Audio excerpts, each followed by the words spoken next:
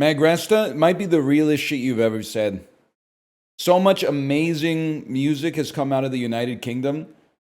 Imagine my surprise when I'm there and people are just talking about Coldplay, man. I thought it was like that maybe like the Coldplay thing was like they exported it to the United States and America picked up the mantle, but no, they're seriously like all ages are like, did you get, like they were making conversation, did you get your Coldplay tickets? Like it's a rite of passage in the country to see Coldplay live at the O2 Arena or something like that.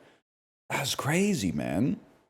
I had no idea. I thought it was like a psyop, man. I thought they'd all be listening to like Art Brut or the Stone Roses or something like that, man. I mean, Coldplay, they got to be the kings of stating the obvious, man. You can take a picture of something you see. No shit, buddy. I have a camera. I have a phone. It's the 21st century. We all know that, bro. Tell me something I don't know. And it was all yellow? That's damn true, man. You're wearing like, I don't know, tinted glasses or something like that. That's my sleeping time. I'll read Discord for a free laugh. I love free laughter. Oh, no.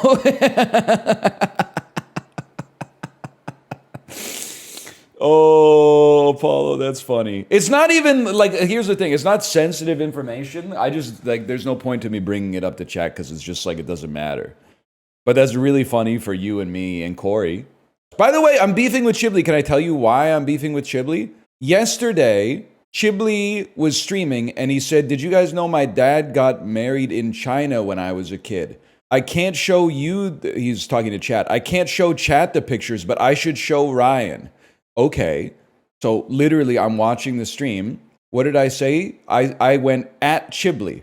That's all I said. Then we were trying to figure out if we could get a Mario Party game going and everybody had something going on today, okay? That's necessary information. So I added Chiblee and then a Mario Party lobby fell apart. Here's what Chiblee said. Hi, you really invited 20 friends to Mario Party and 0 showed up. Joy emoji, like cry laughing emoji. There's no need for that level of rudeness. So I replied to him right away. And I said, I added you because I wanted a pic of your dad's Chinese wedding. It ain't that serious. You literally said I should show Ryan. And then after I added you, you replied, you have no friends. And then he went, Lamau, okay, 1 second. And then he posted the picture. And the picture is really good. The picture it was worth it, man. The picture is really good. The way Chiblee talks about stuff is so good. He's made me feel so much better about saying like gamer parlance in public. I didn't say gamer words, I said gamer parlance. Because the way he described his photo or this situation, he literally despawned, he being my dad. My dad literally despawned for 2 weeks, then came back and was like, I went to China and got married. It was so awesome. Then a month later was like, kids, I have no money. Despawned is so funny, man. It's also crazy how much this picture, I can't show it to you, is obviously. It's crazy how much this picture of Chiblee's dad looks like the baby photos of Chiblee that he's had emotes of or shown on stream. If I may say so, his dad also looks a little bit like Justin. But I don't know if you're gonna, and I'm not even messing with, it's not as much as Marcel Dion looks like Justin, but it looks a little bit like Justin. Got it. I'm picturing baby Chiblee's face on an adult body marrying a Chinese woman. Yes, you pretty much, that would be like the alt text image description. This is Keanu Reeves. Obviously, you're breathtaking. And you are, it's the eyes. This is interesting. You're like Celine Dion. I'm not 100% confident going, so I think I'm 100% confident going Celine. It's an all-Canadian mashup today. This a cappella group, they have... There's only 2 a cappella groups, man, and no one's asking you questions about the nylons. God, I hate Pentatonix. There's one of the members of Pentatonix that really pisses me off. I can't remember enough about him to describe him. But he really pisses me off. And I know nothing about him as a human being. It could be a really good guy. It's the blonde. You're absolutely right. It's the blonde guy. The dude with the blonde hair. He's just doing too much, I feel. It's the blonde guy or the guy with the high voice 100%. Yep, it's the blonde guy. He might be a good guy, okay? It's not irrational hate. I hate him because he's the most, like, he gets the most attention in the band that I consider to be the worst band in the world right now. So that's rational. But I don't think he's like, I don't necessarily have any belief that he's like a horrible person. I just hate the way he sings. Searches is always hard to tell, man. I mean, the more popular someone is, the more people know about him. So, like, everyone knows about Ryan Reynolds. But, dude, Globe and Mail fucking had a takedown of Ryan Reynolds in their Toronto International Film Festival roundup. They were talking about how he was there promoting the John Candy documentary. I Like Me, the John Candy documentary. And then they said, wearing a suspiciously Canadiana-themed lumberjack outfit, the aggressively tanned Ryan Reynolds. And I was like, get his ass. Get his ass, man. And then it was like, the documentary was good, but I Like Me might be a more fitting title for a movie about Ryan Reynolds. And I was like, it's happening. It's fucking happening. The shines off the rose. And I have no sympathy. The reason I have no sympathy is because you did one too many fucking commercials, man. You did one too many commercials. And actually, you probably did like 12 too many commercials, but you definitely did too many commercials. You should have known. It's not because he's overexposed. Pedro Pascal is in a lot of movies. He's in a lot of TV shows, but at least he's making like art, man. I mean, he's in some stuff that's not that artful. But that being said, at least he's in his vocation, right? This Ryan Reynolds is trying to become like a telecom CEO. I don't care about that. Anyway, I think The Office has more. Never mind. I think they took my advice. I think less games. They've always got it as more now. And I'd like to say, I apologize for raining down the criticism for constantly switching this. But I would also like to say thank you for not just believing chat, where chat was like, you should just read it every time to make sure that this is a better experience. It would have been so easy for you to be like, learn to read, streamer, because there's like, 5,000 people in chat typing it every single time it happened. But instead, you streamlined the design process, and I think the game is much better for it. I think that was a great decision. Thank you for that. Shania Twain and Gary Sinise? Yeah, I don't think that's going to clear heat. Now that I thought about it for 3 seconds, I don't think that's going to clear heat. I'm going to say American History X, probably a higher rating than I Still Believe. Okay, that one's automatic for a guy like me. Just wanted it off the screen. This is a bad time to say I think we should bring goatees back. I'm thinking, because I like to shave. I got a whole, there was a time where I was like, I want to grow a beard. But by the time I started growing a beard, I'd gone too gray, and I'm not self-conscious about getting older, but the exact pattern of my grayness doesn't look right. Like, it looks like I'm dyeing my chin gray just to try to appear older than I actually am. Because it's so gray, like right here, and then like a little gray around here, and then just like normal facial hair color for the rest of it, right? Yeah. So I'm shaving to keep the gray away.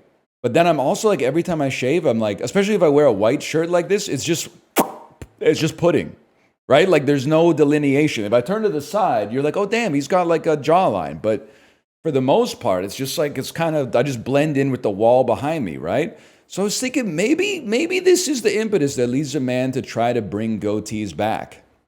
You can't just grow a goatee. You have to be doing it. It has to be like a social movement. You have to be like, I'm bringing it back. I'm going to spearhead it. But now that I think about it, I don't think it would work because the goatee is just the gray part.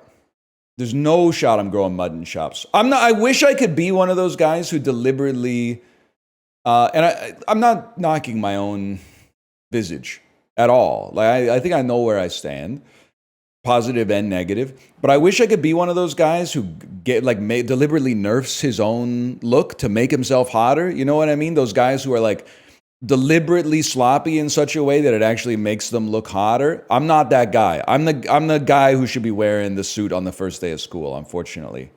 I have to be the guy who's like, damn, like you have a vest, you're wearing a 3-piece suit when they said business casual, and you're like, I just take pleasure in dressing the part, I guess. Dress for the job you want. And that sucks. It would be so much better if I could just grow like a mustache and wear like some fucked up hat with like Barney the dinosaur on it, and people would be like, damn, he's so hot. Fuck. I feel like it could maybe like North Macedonia today. 7,000 kilometers, maybe Angola? 7,000 kilometers, maybe Kyrgyzstan, maybe Myanmar. We're not getting any closer. Now we're much closer. Maybe Thailand? Am I stupid? Laos? Laos is the answer. Okay. You didn't see any. Can I say one thing? I didn't turn my screen region on for this. Well, if I've ever had the opportunity to beat the glancing allegations, can we at least acknowledge that?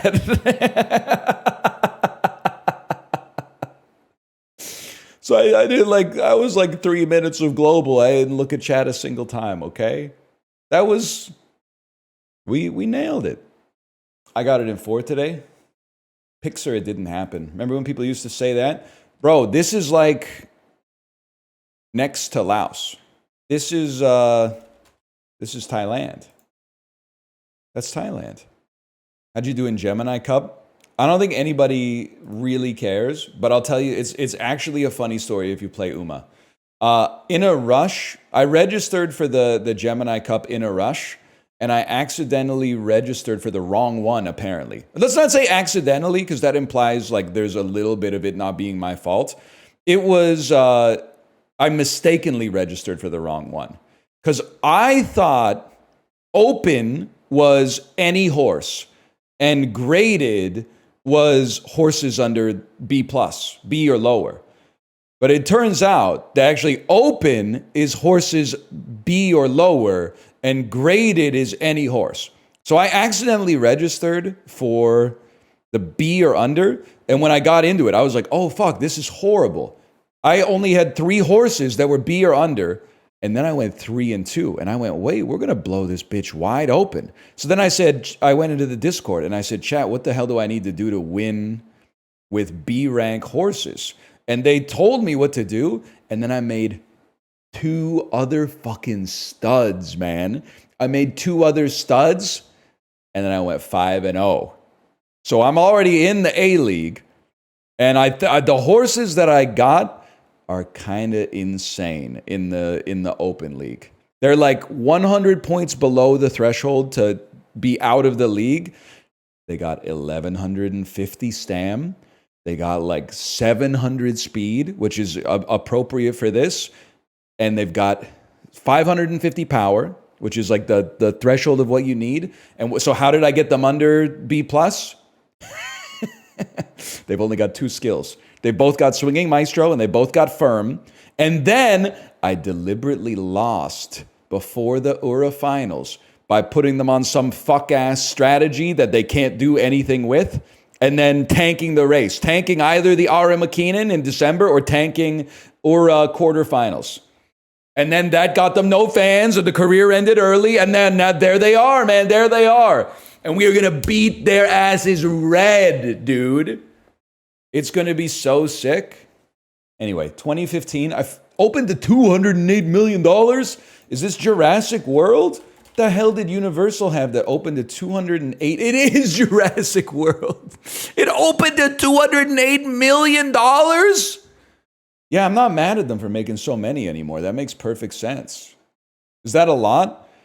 It wouldn't surprise me if that's like a top 5 opening of all time, but I need someone to bring up the list.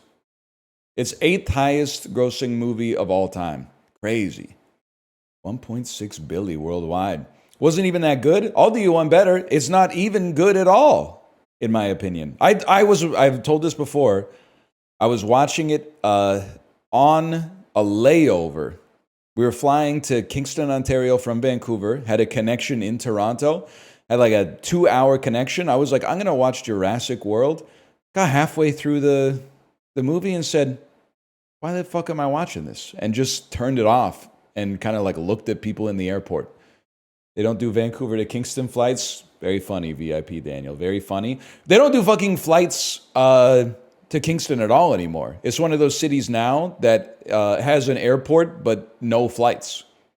COVID killed Porter Airlines flying into Kingston, Ontario for some reason. Universal Anna Kendrick. It could be Trolls 1. Haters will say it's Pitch Perfect. It's Pitch Perfect 2. Pitch Perfect 3? Pitch Perfect 2. It's the movie that beat out Fury Road week 1. Crazy, man. I know it must have been a fucking party in the theater opening night of Pitch Perfect 2. Wonder what they sing. Did they sing Hold On by Wilson Phillips in any of the Pitch Perfect movies? This strikes me as a serious Pitch Perfect type song. Oh, one more day. Pitch Perfect. Let me find a list. Songs in Pitch Perfect. Don't Stop the Music, Cups, Right Round, Since You've Been Gone, Party in the USA. How about songs in Pitch Perfect 2? Oh, this sounds good. Riff Off. Thong Song, Shake Your Booty, Low, Bootylicious, Baby Got Back, Live Like You Were Dying, Before He Cheats, 1,000 Miles, We Are Never Ever Getting Back Together, What's Love Got to Do With It, This Is How We Do It, Doo-Wop That Thing, Poison, Scenario? Here we go, yo. They were doing a posse cut in Pitch Perfect 2, A Tribe Called Quest, Busta Rhymes, Charlie Brown posse cut? Are you serious? Maybe I gotta see this, man. Anna Kendrick is Busta Rhymes. Doesn't Busta Rhymes say some shit like he pisses on your face or something in that? He does say, have you smell unripe like some old stale urine? Chickadee Choco, the chocolate chicken. Yeah, he definitely says that, man. 100%, man. That's not Bare Naked Ladies. The Bare Naked Ladies, I say this, I'm Canadian, the Bare Naked Ladies stole it from Busta Rhymes. I don't want you to embarrass yourself in polite company by hearing that line and being like, oh, I love the Bare Naked Ladies. That's originally a Busta Rhymes lyric. It's a sample, OMG, don't piss me off. Can we get some modern references in this stream, not ones from 40 years ago? Sorry, bro. That's when the monoculture existed. What do you want me to reference now? Some shit 2% of the population is aware of that came out yesterday? We're fragmented as fuck in this bitch. The only thing worth referencing is something from back when everybody watched the same shit, man. Downton Abbey, a new era. This is a sponsored post. It's not enough I have to hear about this shit every night when I'm watching Jeopardy. Just because Sony Pictures also owns Jeopardy and Downton Abbey. All right, where am I going with this shit? We got to get out of England. There's always Dominic West. You can get to Chicago. They both reach for that gun. It's Dominic West. It's Chicago. It's John C. Reilly, Mr. Cellophane. It's Magnolia. Magnolia to Philip Seymour Hoffman, to Almost Famous, to Frances McDormand, to Fargo. No, to Nomadland. I got there way earlier than I expected. To Swankie, to David. Now, David to Poor Things. We can get there. Mark Ruffalo. Mark Ruffalo has to be in a movie with one of you. Mark Ruffalo. Don't freak out. You should be able to get this. It's not just Mark Ruffalo. It's also Emma Stone. Emma Stone, Bradley Cooper. Jesse Eisenberg. Richard Jenkins. Sally Hawkins. Poor Things. It's also Rami Youssef. It's also Willem Dafoe. Willem Dafoe!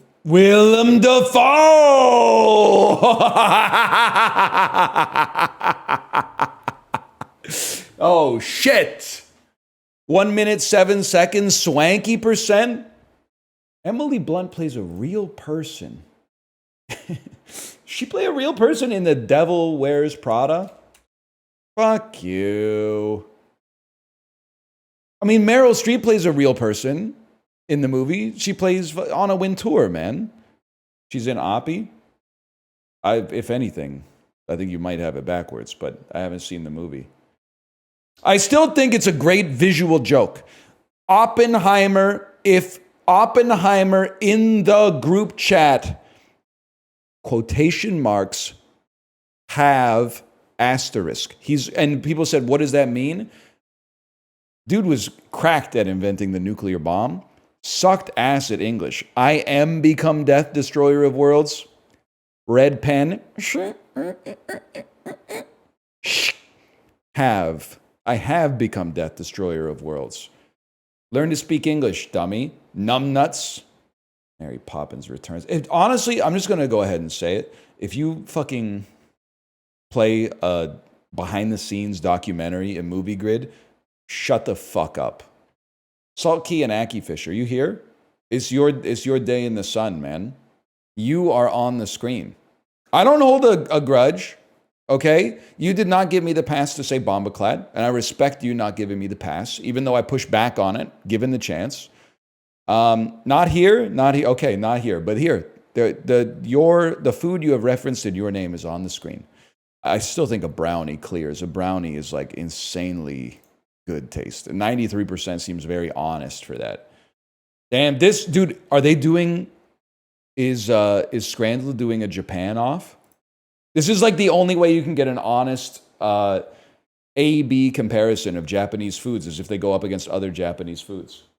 Now, let me tell you, this one's going to piss me off, and I'm already ready for it.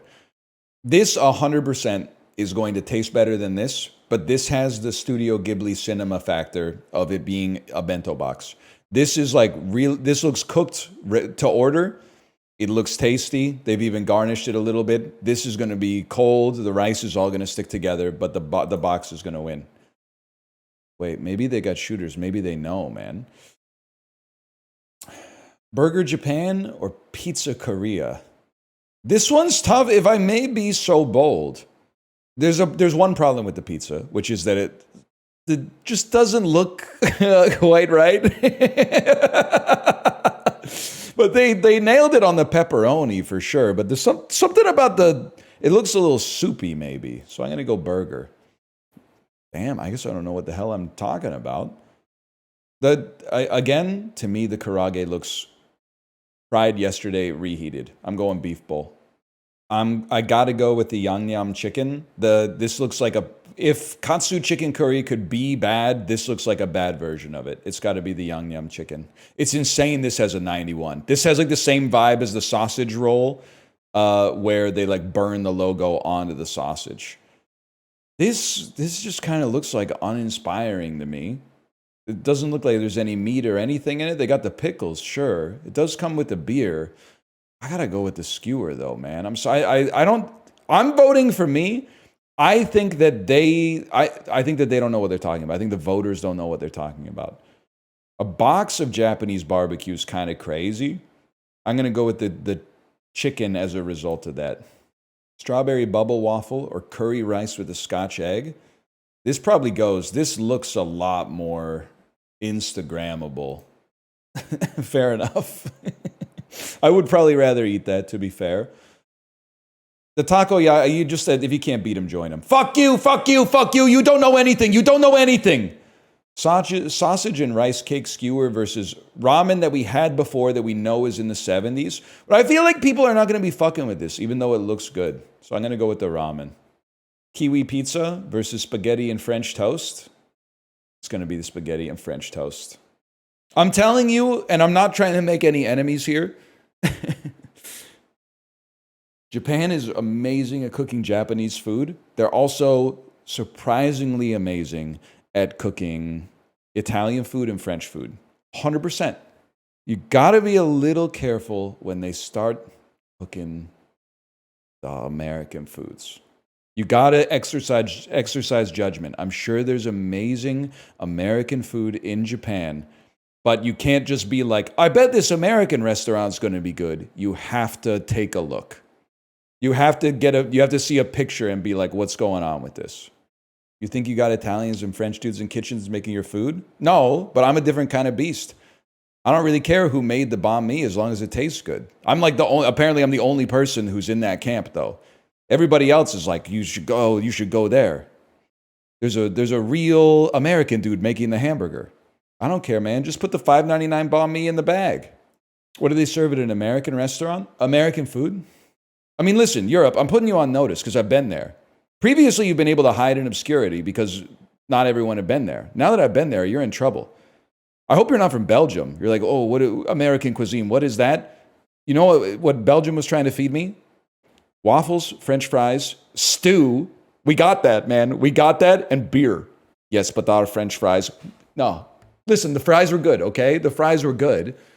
I'm sure if we had a fry off, you know, you'd be in the mix, but you're not clearing them wholesale, okay? You're not clearing American fries wholesale, I'll tell you that much. You tried the waffle? I did, and the waffle was good, but it was like, I feel like I might have gotten it from like an Instagram-style pop-up, because I didn't know. I've never been to Bruges before, man.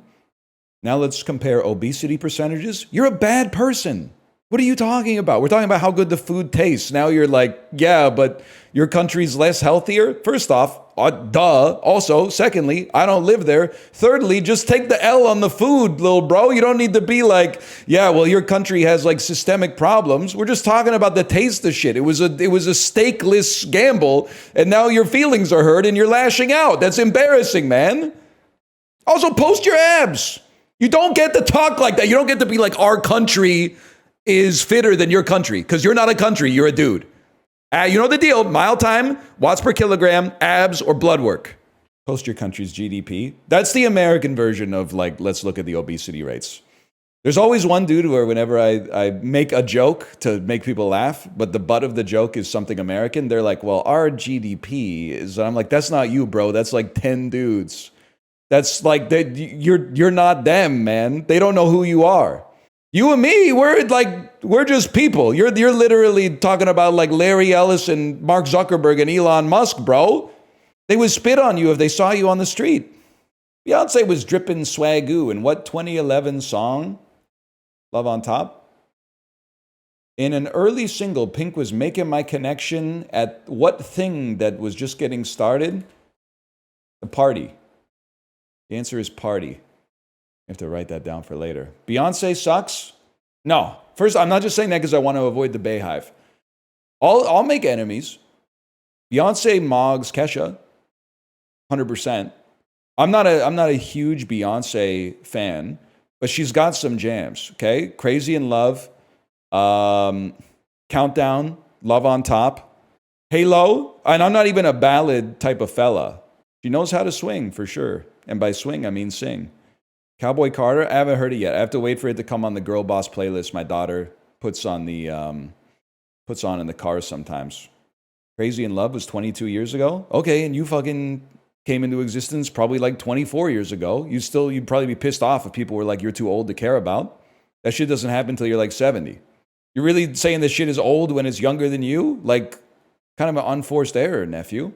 I'm 38, then why the fuck you saying a song that's 23 years old is too old, bro? You're older than that. Why, 38 years old, you're beefing with Beyonce? The war ended like 15 years ago, bro. She won.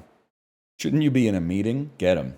Get him. 36-year-olds would never, man. 36-year-olds, we respect Beyonce. 38-year-olds, they're always out there. They're probably still making memes about the Jonas Brothers or something like that. Why do all the pretty girls like the Jonas Brothers? You ever see High School Musical? It takes me out, the dance moves from We're All in This Together from High School Musical. Every time I see it, which happens a lot on the Disney cruise, it takes me out, man. The exaggerated front hand claps, and then when they they do the hands on the knees and go like, and then turn to the middle, like with military precision. It's so good. We're all in this together. It's so good, man. And also, I haven't brought this up to him yet, but I have a friend. We're parental friends. I think I'm going to see him this weekend. He looks so much like Ryan from High School Musical. He looks so much like Ryan from High School Musical that I did actually look it up. At first, I was like, the odds are it's probably not him. But it was so close to, like, I de-aged him like 15 years in my head, and I was like, it could have been him. So I had to check. I am rotating him in my head now, too. With his fuck-ass, like, Trilby, I'm rotating him in my head right now. He's going like this, and I'm spinning him in my head. I'm giving him a clown nose. Yeah. The two-piece. Way too greedy. Way too greedy.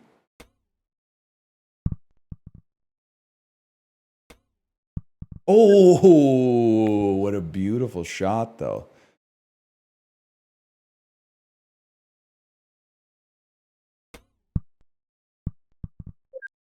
Nah, he might be the GOAT, man. Honestly, let me get a checkpoint, move me back, because I think there's a line here. Oh! That was beautiful, man. That was beautiful.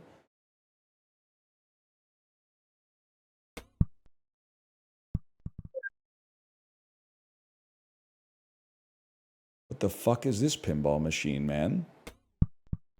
Okay.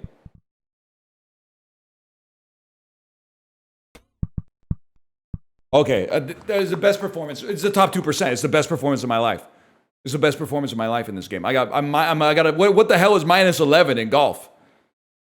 Short Stories About Robots by Harlan Ellison. I have no mouth, and I must scream. I have mouth and ice cream. Classic image macro, man. Not all social media was bad, okay? On aggregate, it was bad, but every once in a while, the cream rose to the top. I have mouth and ice cream. Smiling face is a good one. 20th century philosophers and scientists that were murdered in 1989. COINTELPRO targets left-wing populism in the United States. Is this Fred Hampton? Is Huey Newton? Pictures that go hard as fuck, bro. Holy cow. 1755 American folk songs. This Yankee Doodle Dandy. Can I, if you'll excuse me, I'm taking the point for that one. August observances. Marian dogma. Entering heaven alive. Eastern Orthodox liturgical days. Catholic Mariology? Oh, wahoo! I have no idea, man. I can't even come up with a guess. The Assumption of Mary. Okay. What's the Assumption of Mary? Mary found an insane skip strat. She went to heaven while she was still alive? Jesus' mom went to heaven without dying first? That's fucking crazy, man. I am picturing her BLJing up like the steps to heaven, which I have to imagine, because they did a lot of paintings of her. She's like one of the most revered figures in the lore. So that's not going to make a lot of people happy that I'm rotating her in my head right now. But all I can say is I like the paintings too. She's always holding the dude who's going like this, which I think is Jesus. It's always like a baby with a receding hairline. It's going like this. I love those paintings, man. How did she go to heaven without dying? She knew a guy? Be serious. Be so fucking for real with me right now.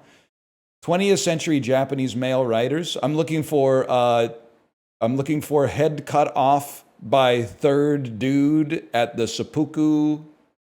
No, I don't think it's Mishima, guys. I don't think it's Mishima. Best foreign, died in 1998. This is Kurosawa. It couldn't be anybody else. Damn! That's a fucking sick look, dude. See, I've been trying to see if I can wear a bucket hat, and it doesn't work. But a bucket with a lighter brim like this, that might be the move. And the fucking, let's not even talk about this collar and lapel, man. By the way, this should be green. This also should be higher than 10%. I have 43% had I have no mouth and I must cream. That's crazy, man. Not everyone's 45. Yeah? What's your point? Is that your defense for being stupid? Because, listen, I've been there. The problem is your whole life you get trained on this idea that, of course people older than me are better than me. They've had more time to practice. But eventually you hit a point, I don't know when, it's maybe around when you're like in your early 20s and you start seeing news stories of people younger than you doing stuff that you haven't done. Or like somebody like Timothée Chalamet wins an Oscar and then you look up his birth year and it's like 2 years after yours and you're like, oh, fuck. Problem is, in order for you to maintain that ethos your whole life, you have to start doing some stuff. Because if you just don't do stuff and then you are like, yeah, of course they're doing stuff, they're older than me, you're going to be older than people that are doing stuff. So you got to do stuff. Otherwise, you're going to be stuck in that mode. You're really going to be like 61 and be like, well, of course they did that. They're 73. No, man. Because the thing is, I think there's one more switch too. And I'm not quite at that switch yet, but I think somewhere, maybe like 60, you hit the switch where you're like, well, of course they did that. They're younger than me. So you gotta make hay while the sun's up, and the sun is in the middle of the sky right now. If you're 36 years old, like a fellow like me, okay? Because pretty soon it's gonna be golden hour, and the day's always brightest right before the night, man. That doesn't really make sense, but you get the idea. Blackbeard rumored to have submerged body part in canal. Submerged seems like a direction. I think you want a synonym for a body part. Blackbeard is a pirate. Submerged body part. Submerged is like half of the... You take the letters from the back half of the word. Let me see what... This seems crazy. Our fodder is Blackbeard rumored. We'll use these letters as directed by the indicators. The indicator, to have submerged. The answer is covered or obscured by neighboring letters. Ear. Drum. Oh, it's a body part in canal. Eardrum.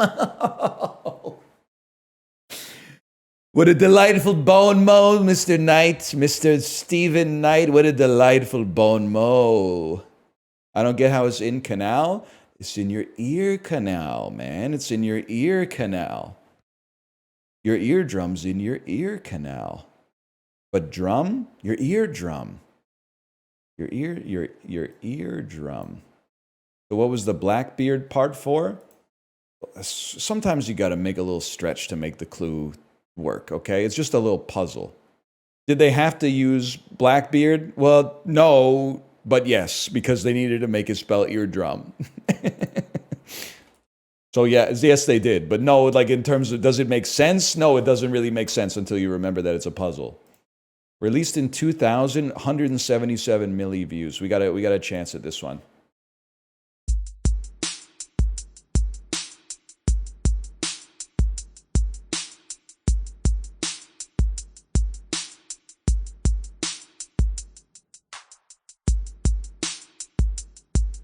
Could be girl group, could be pop star, could be boy band, could be R&B. I have no idea just from this beat here. I need a little more. It's Stan. It's obviously Stan by Eminem. Okay, that's the easiest. If you got it off number one, you're a real head for sure. That's crazy. This is gonna be funny. Never mind, it's kind of bad.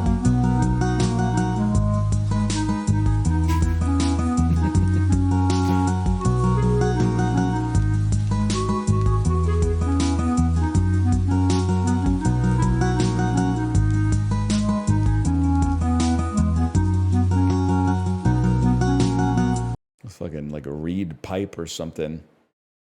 I was waiting for like I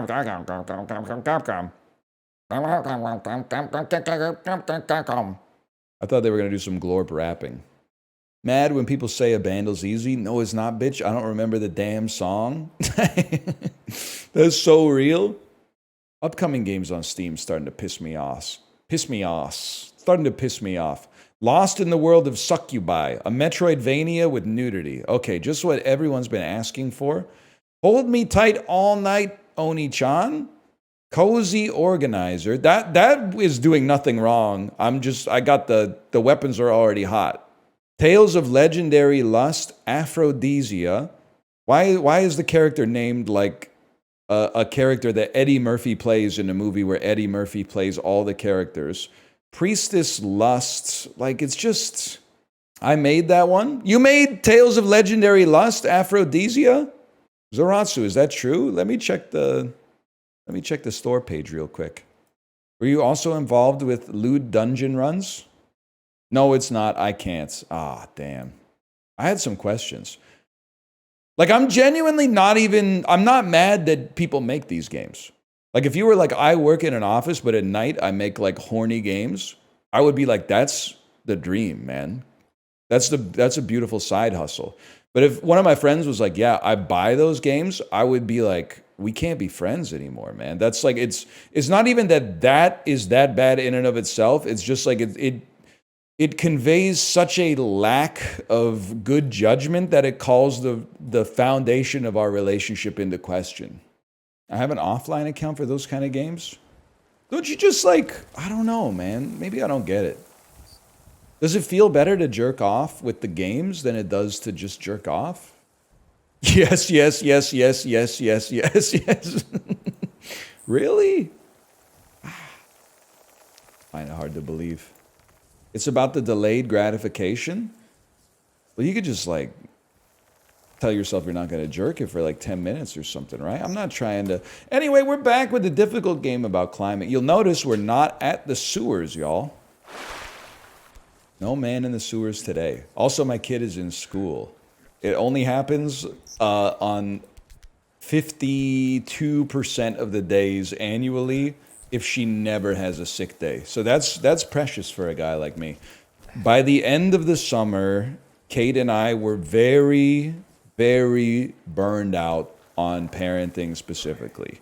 It's been about a week of her being in school. The thing with burnout is it takes a little longer to get rid of than just like when the stress is released, you burn off a little bit of the burnout every single day until you get back to baseline. So we're just burning off the burnout right now.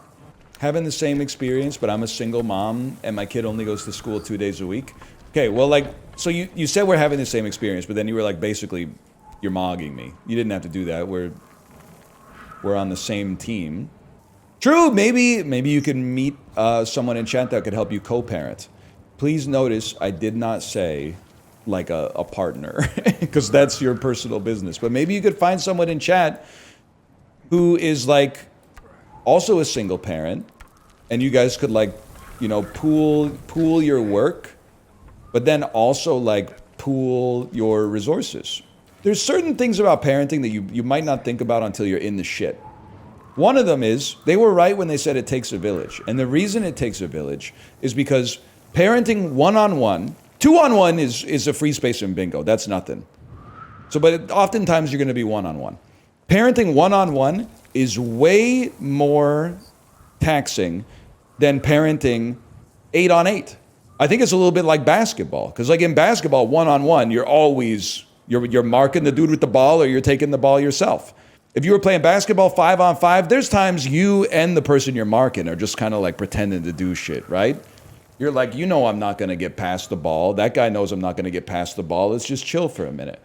8-on-8 is easy, man. The kids like play with each other. Every once in a while, one kid does something wrong and one parent goes like, hey, knock it off. And then everybody's on their best behavior for like 10 minutes. I'm not saying the dogs take care of each other. I know it's this website. We need to, and then this is not anti-slime. It's not anti-slime. I was watching him play League of Legends yesterday.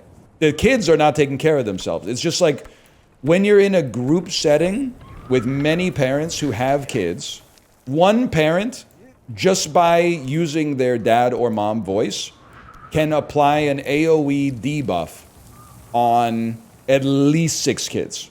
Whereas, if you use your dad voice on your kid one-on-one, I mean, that's a targeted spell. You're wasting the radius of the AoE. You know what I mean? So it's less energy efficient. Let's put it that way. That being said, it does change. Because like that applies for like the first 2 hours of the play date. Eventually, like I don't know if it's once bedtime or nap time or the sugar from the dessert starts to hit, the kids start to basically go like demon mode. And that's where you're like, okay, now we got to split up. That's where you take team fights. Yeah, but not if you didn't get rune though. What's rune? Rune is having something that you can threaten to take away from your child to get them to behave for another 15 minutes. Please just lock in on this jump. You're gonna die someday. Life is funny in that it takes longer than anything you'll ever do. And yet still, it's like, you know what it's like? It's like your scholastic career. When you're a student, you're like, damn, this shit's taking forever. Once you've been out of it for a couple of years, you're like, that was just a blink of a fucking eye. It was gone in the blink of an eye and it's gone forever. That's what it means to be a human being on this earth. You're like, damn, this bitch takes forever to get going. But once it's over forever. And you're like, I barely even remember what it was like to be doing it, man. So be careful what you write in chat. It's going on your permanent record. Bro, chill. Well, stop telling me to lock in, bro. I'm locking in on living my best life right now. I'm not locking in on making a jump between fucking one rigid body with a collider attached to it to another rigid body with a collider, bro. Isn't there a quote about insanity and doing the same thing over and over? Yeah, so why the fuck do you keep typing into my chat expecting me to change? Now look at you. I've parried all incoming blows and now you're defenseless. And I hit you. I stop just short, just to see you flinch. And then I go. Yeah, that's right. British teppanyaki where they mush the peas in front of you. Is this anything? I think it could be something. Where they jelly the eels right at your table. Imagine. Where they spot the dick at your table. That is pretty good. You might have hit the ult on that one. I'm trying to one-up it. I don't think it can be done. When you're a British teppanyaki, but you found out someone else bit the Welsh rare before you, I don't know. It doesn't. I'm just. Should have just let it hang, honestly. Yeah, look at that, -2. You killed it? Good. I was mad that we were all talking about someone who was funnier than I am. This is the part of the comedy special where shit gets real serious. And I and I make up a story. That people are like waiting for the punchline, but then the punchline is actually like either sad or poignant. And that shit did not happen. It didn't happen. Please don't talk to me about fantasy football. I had Zach Ertz on my bench. They projected that the old motherfucker was going to get 6 points. He caught 6 out of 8 receptions for 64 yards and a touchdown. What the fuck, man?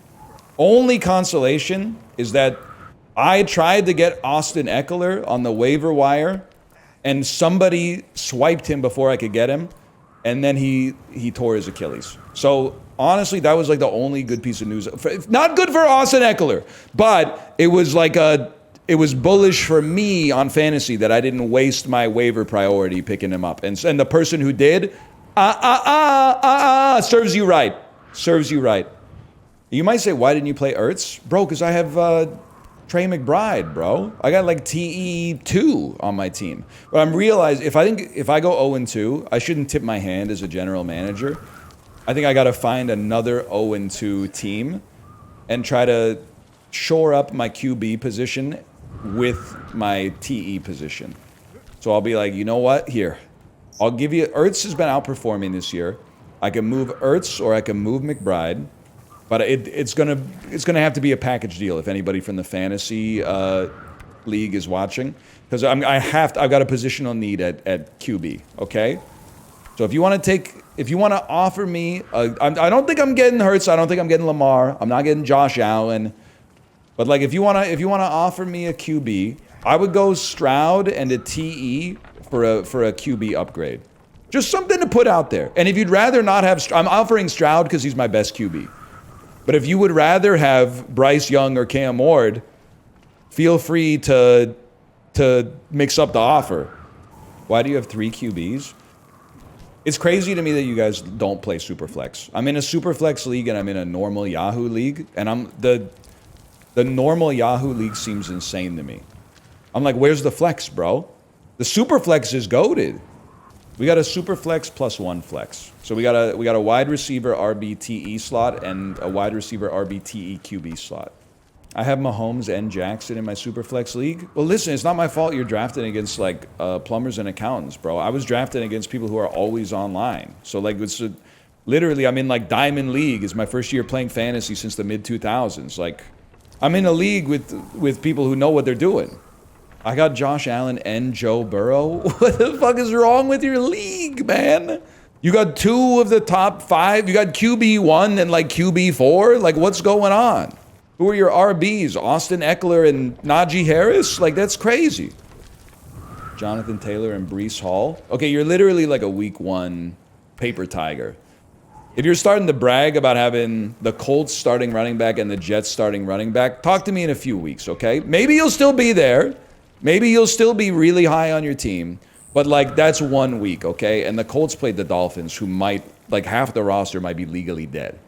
Breece looks good. Yeah, he fucking looked good in, like, 2023, too. And then he looked like fucking dog shit in 2024. So who knows, man? Like, there's a lot of variance in this shit.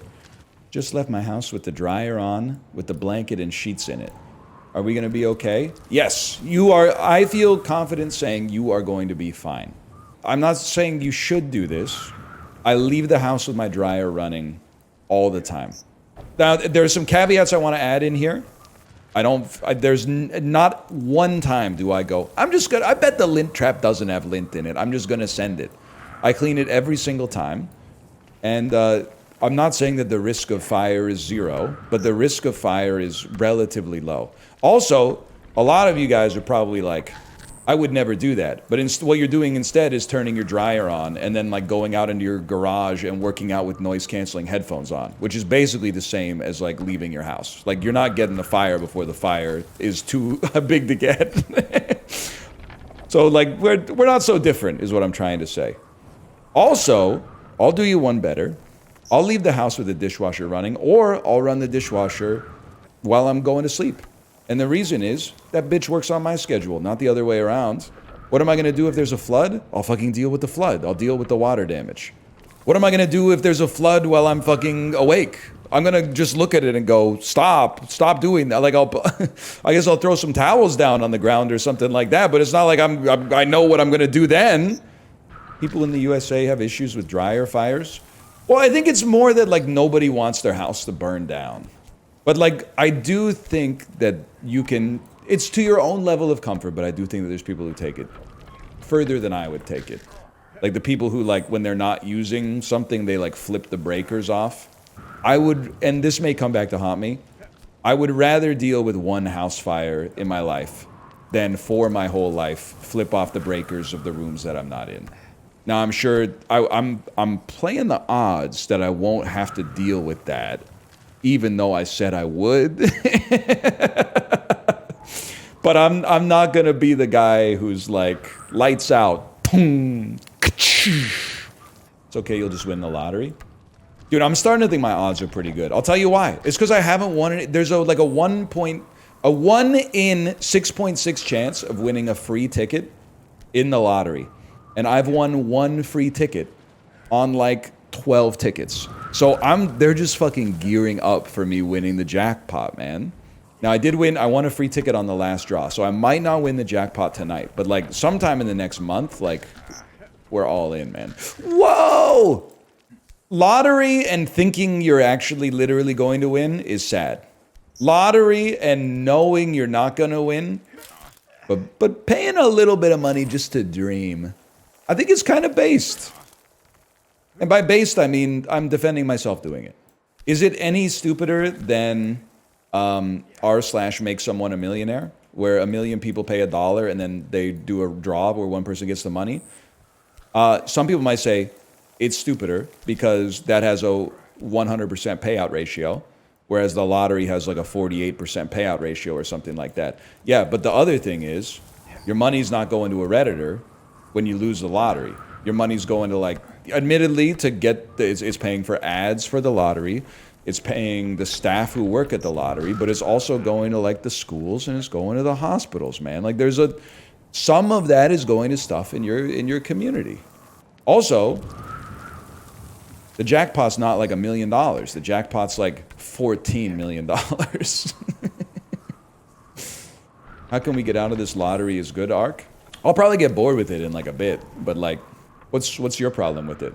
You think it's bad when more people play the lottery? I think it's good because the jackpot goes up, man. I should not acknowledge the second you buy the ticket, you've lost half the money that you spent on the ticket. And I should also acknowledge that, and you're gonna see this as a negative, but I actually see this as a positive. It's boring as fuck, which is why I think it's actually the best form of gambling. It makes sense when people get addicted to sports gambling. There's sports on every night, and that seems fun as fuck to be like, let's put $15 on the Commanders. Fuck! Jaden Daniels is fucking washed! The lottery is like boring as hell. It's like spending $5 and then waiting 3 days to find out that you're not getting any of the money back. Like if you get addicted to playing the lottery, I'm sorry, I'm gonna say something like really rude, but that's just skill difference if you're addicted to playing the lottery. You would have gotten got by something. Maybe the lottery is the best thing you could have gotten got by. It's honestly good that at least some of your money is going to fund public services, because it could have been going to something worse than that, even because it didn't seem like you were that attached to it. Because it's not, playing the lottery is not fun. And it's so antiquated. They do the draw at like 7:30 p.m. Pacific time. The numbers don't come out until like 10. Like they don't know what the fuck they're doing. It's like literally a person is drawing the ball out of the fucking, like the spinner, and then I don't know, they have to like, Ernst & Young is like auditing it, and then it takes them like 3 hours to post the number on the website, man. I'm like, what are you doing? It's 2025. They do the Powerball on live TV. We don't have Powerball here, do we? We got Lotto Max. Can we switch up the strat? This is where I'm doing like target acquisition. Your name is Falcor. It's a reference to the Never-Ending Story. The movie came out in the 80s. Is it like your dad's favorite movie and he showed it to you, and if I insult your name, it's gonna like just debase who you are as a human being? It's gonna tear you right down to the quick? Or is this gonna be the sort of thing where you're like, I just thought it sounded nice, in which case, like, put the gloves on? I don't know. What do we... One thing's for sure, is the comment reeks of Gen X. Nah, you can make fun of me? That's alright, man. It's alright. That's my brother. I'm not out here making any enemies, okay? I just like the movie. The kids' movie? The Never-Ending Story? Yeah? Honesty's a virtue. I can't believe he's trying something different. Postman Pat 854. I can't believe there's another motherfucker named after a children's property that's talking shit. They're making it too easy. You might have been under the impression that this is someone who works for maybe like the US Postal Service. I, as someone who grew up in Canada when it was still British before it became American, know that that's a fuck-ass British show from like 1978 or something like that. Postman Pat, Postman Pat, Postman Pat, and his black and white cat. Why are you all named after children's shows, man? That goes for all of you named after anime as well. It's just, regardless of the anime, I don't care if it is Trigun. That goes for all of you who know what a mangaka is. What is that? I think it's a person who makes manga. Any advice for sleep regression? Nah, man, all toddler sleeping advice is just you gotta tank it. I'm sorry to say. Trust me, we're still, I mean, this, you don't want to hear this. We're still dealing with sleep nonsense. And my daughter actually sleeps like, I think she's an above average sleeper. But now, she hasn't had night terrors in a while. But after I say it's time for bed, she will say, Daddy, teach me how to fall asleep. And I'm like, you just close your eyes for like 5 minutes and then see if it works. And then she does it for 10 seconds and goes, it didn't work. And I gotta be like... And she'll start lying. I know this sounds horrible, but she'll start lying and be like, I'm scared. And I'm like, no, you're not. You just know that if you say I'm scared, I'll be like, I'll comfort you. I'm like, there's nothing to be scared of. You have a night light. The light in the hall is on. I'm literally sleeping like right next to you. I've been a child. I know that you're not scared in this situation. But the father brain is like, oh my God, what are you scared of? She'll come up with some insane shit. And you're like, just go to sleep, man. Just go to sleep. You should be scared of the deleterious effects of You should be scared of the deleterious effects on cognition of suboptimal sleep stacked up over several weeks. That's what you should be scared of, because that shit is real, not like the Babadook or whatever. I didn't stutter, I said a word wrong. Okay? Let's call it what it is. It was not a stutter. I put the word in the wrong order. Like chat's never said a word wrong. No, but I be doing it a lot. But to be honest with you, I think it's because I'm still... it's so annoying to say. I think I gotta eat an even bigger breakfast. I think I need more fuel for the brain to talk as fast as I talk about the shit that I talk about. Like every stream for me, every bit is like in a rhythm game when you pick a song and it's like, are you sure you want to play on extreme difficulty? And I'm like, yeah. And then I'm like, you know? Yeah, that was Megalovania farting. That was Fartalovania. You got it, you got it. What percentage of words spoken are you in? It's got to be 99%. To be honest with you, there's no merit in speaking a lot, so don't see this as a flex. Well, I got to be like 1 in 10,000. I got to be in like the 0.01% for words spoken, right? Like people, there's jobs where people talk a lot. Like teachers talk a decent amount for sure. But I think I talk more than a teacher. Work less, but talk more for sure. And then people always say some shit like radio DJs. Bro, they talk like a sentence an hour. The rest of the time, we let the Little River Band do the talking. Cashiers?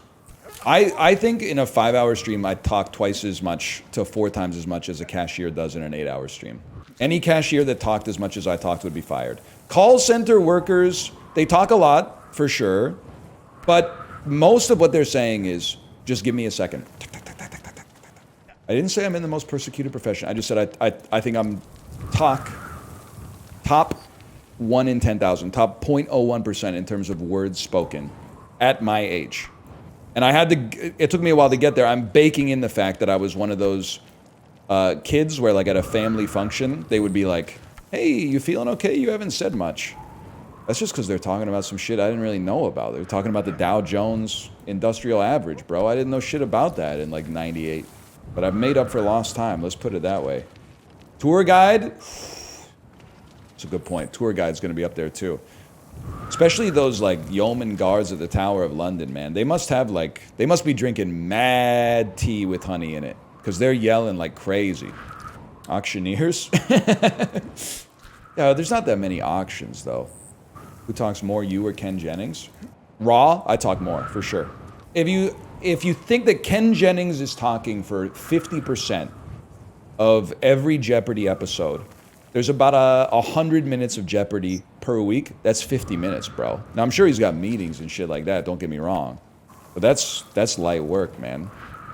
More than the average streamer talks, for sure. What is, did I say 50 minutes? 50 minutes a week, more than the average streamer, for sure. Especially if you were to cut out, like, hey, thanks for the resub. If you take that out, if you take the modal phrase out, the average streamer might not be saying anything. That's true. Streamers do also be saying he's one-tapped. I do know someone... Oh, I'm not reading that. I thought you were talking about your friend who was like in the hospital. I was going to ask if they got better. I know what you're talking about. I thought your friend got really sick and I was going to say, did he get better? Sorry, my bad. After a few days, someone had to get me. Done a good job of reading between the lines on a lot of these bait messages. It's been broken watches right twice a day. I'm not gonna feel bad about that one. I'm not gonna make you the bad guy. Thoughts on Ask for Luigi? Are you talking about the guy or the other guy? Are you talking about the restaurant? The guy from the Vancouver restaurant, or are you talking about the other guy? Because I'm worried I'm being baited again. Because I'm going to say they got really good pasta, and you're going to say some shit about United Health, okay? So I'm on edge right now. I'm on edge. Because the restaurants, if you're actually asking about the restaurant's really good. I'm asking about the restaurant. Mods, set up the polygraph. Savio Volpe is better? Okay, but that's literally like the best Italian restaurant in the city, probably. I don't know, I've never been to Cipino's. I heard Cipino's is also really good. You ever been to the Olive Garden? Yeah, and it's not even that bad. Olive Garden is pretty good, man.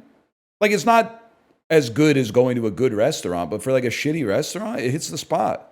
What the fuck? Stans, I'm just like, okay, this is something you have to know about me. What pisses me off is that people will get mad at a restaurant like the Olive Garden because they watch like too much No Reservations or something like that. And then they'll go out for dinner with their parents and be like, oh, the Olive Garden again. I'm so fucking pissed off that I'm here and not having like fucking Bun Bo Hue in Vietnam with Anthony Bourdain. You need to get out there and do that shit. Just go get the food with your parents. The point of going to the Olive Garden is you get stuffed with salad, soup, and breadsticks, and then you have like an okay pasta. Your dad pays the bill, and you guys talk about family stuff, and that's what it means to be alive, man. That's what it means to be alive. They changed in 2010. I will be honest, I've only eaten at Olive Garden once, and it was like, I think it was 2022. So I don't know if I'm in the post it being good or the post it being bad.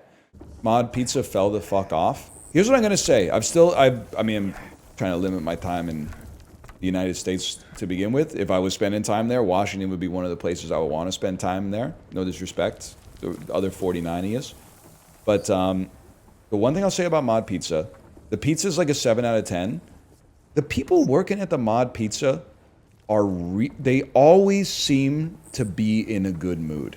And I don't think it's one of those things where it's like the boss is telling you have to be in a good mood. Because it's the culture of the restaurant somehow is like, I don't know if it's because they have space to like move around and they're like, they always seem, I'm not saying they never have bad days. I'm saying they're always like, it doesn't feel like they're putting on airs. It feels like they only hire like chill people. You know it's chill when a beast like me comes in and I say, hey, can I get a Mad Dog? On the regular crust, and no substitutions. It's fine. You can just put it in as is. Just as it is on the menu is fine. No substitutions is a hero move. I trust the people who made the menu, man. I bet they went through a lot of like focus groups to figure out what the ideal toppings were.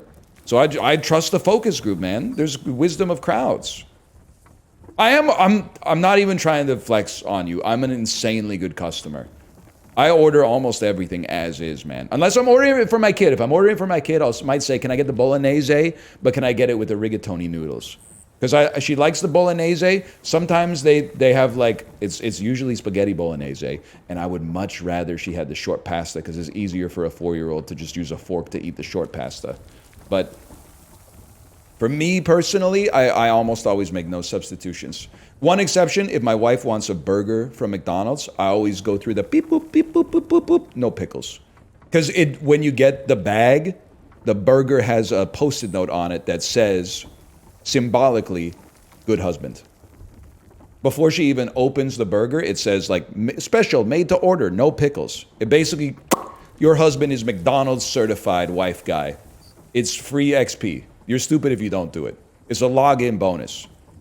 Is it better to be a good husband or a good father? That's tough, okay, because it's a poison pill. Because the first thing you have to say is you should be both. The second thing that I'm going to say is better is a weird word. But it's probably better to be a good father because a kid can't fix their own shit. And like your partner is an adult who maybe could fix their own shit even if you sucked. But I will say, and I apologize if you're, I don't apologize if you're a shitty father, but I apologize if you had a shitty father, which I know many of you did. Being a good dad to at least a 5-year-old is so easy. It's long, like it's long hours, but it's not hard. You're just sort of like there. You're just sort of being around and like making sure that like they're not doing anything that's harmful to themselves and like, you know, taking them out, taking them to the library, taking them to the park, making conversation with them and stuff like that. You're just sort of there, man. If I'm crashing out over everything, it's the people that are saying like, try doing that after you go to your job. Listen, guys, I know my job is easy, but your job, most of you also have easy jobs.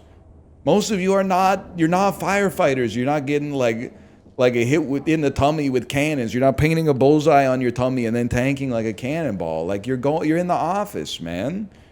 But you're really trying to steal valor, right? I know mine's easier, but you're like, yeah, try doing improv with your kid after 7 hours of sales calls. Like it's not that different. I mean, I guess I wouldn't know, but I can't imagine like it's that different. Yours is harder, I'll give you that, but it's not like it's a good excuse to not do anything. Like, what are you talking about? Also, I hate to tell you this, but you don't even need to be there for the sales. I kind of resent you being there for the sales call. I was gonna buy the shit anyway. I came into the store or called your company because I was gonna buy it. I found it online already. I just want to make it like as fast as possible, but now you're trying to like upsell me on some kind of insurance I don't even need because I just don't drive that much, man. I'm sorry, I just don't drive that much. You sit around playing games, man, and you're saying that it's easy for me to be a good father because my job is like 10% easier than yours, man. Nobody's here flying Spitfires in the Battle of Britain. You know, I'm not saying we all got a great life. I don't know what's going on for everybody, but it's like it's annoying as fuck for you to be like, you know, of course you're a good father. You don't have to drive to work. It makes you sound like kind of a puss, to be honest. Oh, I can't play with my kid. I spent too much time in traffic today. Fucking nut up, dude. You're the one who made him. The fuck are you talking about? Sorry, daddy can't play with you. Traffic was a little heavy today. Because that's the corollary of what you're typing in chat. The corollary of what you're typing in chat is like, I had a really hard day on the road. Daddy would love to work from home and then play with you, but instead I got too stressed out in my car. Like, what are you talking about? I want better for you. I'm an electrician. It's not that hard to play with my kid after work. Tell him what you said. Tell him what you said, you blue collar motherfucker. Tell the email jobbers. Tell him what you said. Yeah, and he's up on a ladder. He's up on a ladder all day. And what? Tell him about the tight spaces. The tight spaces? Yeah. He's in tight spaces all day. Yeah, he says it's not that hard. He says he still picks up his 14-year-old kid and throws him in the air. He throws him 10 feet in the air and catches him. You hear that? Yeah, okay. Tell him what you said. Tell him what you said about the Vietnamese pate. Are you holding him by the collar? No, he's not like a little guy I'm holding up like this. He's fucking like 6'8". He's a 6'8" Giga Chad. And I'm going, tell him what you said. Get him. He's tall as fuck because like subconsciously that makes you think of him as a more authoritative source. I would be like, now listen, if I was holding up a tiny guy, I'd be holding him up like this and I'd be going, now listen to what he's saying. Listen to what this guy's saying. I'd be holding him like that, okay? I do think it's easier for me, obviously. I mean, at like 2:30 p.m., I'm going to probably do some Pilates. And I'm thankful for that. Don't get me, I'm not saying, oh, it's so fucking hard. But it's annoying when you're like doing what you're supposed to do and people are like, of course you're doing what you're supposed to do. Your life is like 10% easier than mine. Well, what do you want me to fucking say, man? What do you want me to do? I can't do anything. I'm frozen on a smug face. Oh. By the way, just while I'm here, last night I shaved. And when I shave, I take my shirt off because otherwise you get the hairs all over your shirt. So what I do is I take my shirt off and then I shave and I hop in the shower for 5 minutes after I shave to get all the hair off my body. Before I put my shirt back on, I sat down in my computer chair. I took my computer out of sleep and my camera froze on what I can only describe as the most horrifying image anyone could see, which was just my incredibly hairy torso filling out the camera frame, like insanely too close to the camera. And I was like, very, very foreboding image. And I was like, should I send this to the content creator Discord? Because it's actually like so horrible. But then I didn't because I was embarrassed. But I genuinely thought about it.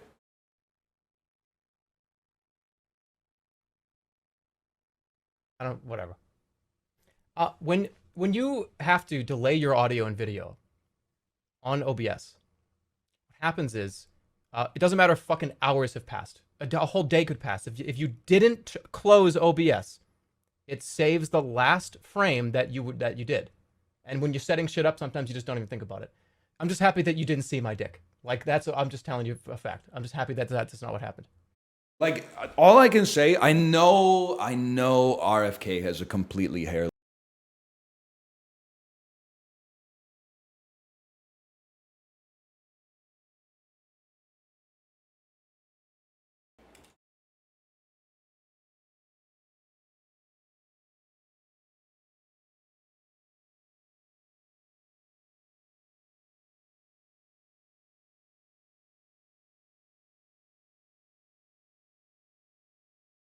Hello? Hello, you can hear me. You can hear me now. Okay. I don't know. That was weird. Marco Rubio, get out of my PC. Anyway, all I was gonna say is that the creep shot of me had serious like RFK energy, even though I know for sure he's got like a laser hair removal torso. It was like, I feel like my torso looks like RFK's, but like with hair. And it was so close to the camera that it was like it looked like maybe the last thing you see before you die. Have you played White Knuckle? It's like this game, but good. I saw it when you wrote it the first time, Germa viewer. It's really good though. If they make a third person, White Knuckle, maybe I'll play it. While it's first person, I can't play it because I'll throw up. And by the way, if you're like, oh, stop being a baby. Okay, boom, 15 seconds of that. That's your punishment. You are getting very nauseous. You're getting nauseous. You're getting a headache. Your internal temperature just rose 3/4 degree. There you go. Watch what you say, okay? Why are you punishing everybody? That's true. Like everybody else, next time that happens, everybody else close your eyes, okay? I do remember in the 6th grade, there was a kid in our class who like never did his homework. Because like in hindsight, at the time, you're like, he's lazy. He's like 11, right? You're like, he's lazy. But then, looking back, you're like, I bet his home life was unstable. Because he was getting into some behaviors that an 11-year-old is like not getting into, like playing Final Fantasy VII. Anyway, so he would never do his homework, and our teacher would like crash out on him. And then one time, he didn't do his homework, and the teacher was like, "'Cause you didn't do your homework, I'm making everybody stay inside at recess." And I think he thought that this was like sweet, and we would be like, "Man, you just cost us recess, dude." What actually happened is it galvanized the whole class and united them against the teacher. And then in the back channels, which was like the next recess, we all got together. The jocks, the preps, the nerds, the burnouts. It was the 6th grade, but like the archetypes are starting to form. And we were like, we're gonna have a fucking strike. We're gonna have a friggin' strike, okay? So we wrote like the terms of the fucking strike, and then we gave it, I don't remember the exact specifics, but like we gave it to one kid who had a reason to go to the office. And we're like, deliver this to the secretary in the office and this shit is gonna pop off. And then she got intercepted on the way to the office by the teacher. And the teacher was like, "What are you doing?" And she was like, "Delivering our manifesto to the secretary." And he was like, "What?" So he got the manifesto and he came back and like, we came back to the bargaining table. Let's just put it that way. And we ironed something out. We ironed out an arrangement so we could all make it to the end of the school year without anything popping off. But I don't remember what kind of concessions we got. I got a lot of, that's the same teacher who I found out later he got fired because he was taking the profits from Pizza Day. What else? He was doing all sorts. This is the guy who got into an argument with a classmate because our classmate didn't show his work on the like multiplication quiz that we got. So our teacher failed him even though we got all the answers right. And then my friend wouldn't let it, like he wouldn't let it lie, man. So he got into, they had like a 40-minute argument with the whole class there, like shouting at each other in the class. And then the dude was like, "You gotta leave, go see the principal." And he's like, I'm not leaving. So then the teacher took the other 25 kids out of the class and taught us how to use a miter saw out in the hall. Like it was crazy, man. He lost complete control of the classroom. No cap, I had a shop teacher named Mr. Wood who was missing an eye. That's so real. Why are so many teachers missing an eye? In 10th grade, in the province where I lived, you had to take 2 classes that obviously like are practical, but because school is sometimes bizarro world, the practical classes were the classes that were like jokes, and the shit like theoretical physics was the stuff that's hard. And the stuff that's applicable to almost everybody's life is like, yeah, you just sort of show up and get at least an A. So we had to take half a semester of careers and half a semester of civics. All I remember about civics is that we watched Aaron Brockovich, and that movie's pretty fucking good. So that was not a waste of time. Careers was 6 weeks long, and you were supposed to learn, it was basically like, what do you want to be when you grow up, the class. But we did nothing in the class because we had a teacher. He was really, really old. Like, maybe like this is his last year teaching, old. Or maybe like is only teaching on like a part-time basis because he retired 10 years ago, old. So like the first 2 weeks he taught the class. And then like the one day he was like, just do this worksheet today. Like, my head hurts a lot. And then the next day we had a new teacher and they were like, oh yeah, your old teacher, he won't be back for a bit. His fucking retina detached from his eye. And we were like, what the fuck? So for like a month, we didn't do anything because we had a substitute teacher in a class that didn't matter at all. We just watched like workplace safety videos. And then the dude came back with a fucking eye patch. And then we didn't do anything because he was like, the class only has like a week and a half left. Careers was dumb. Tell me why my friend's got a trifold saying he's going to be an F1 driver.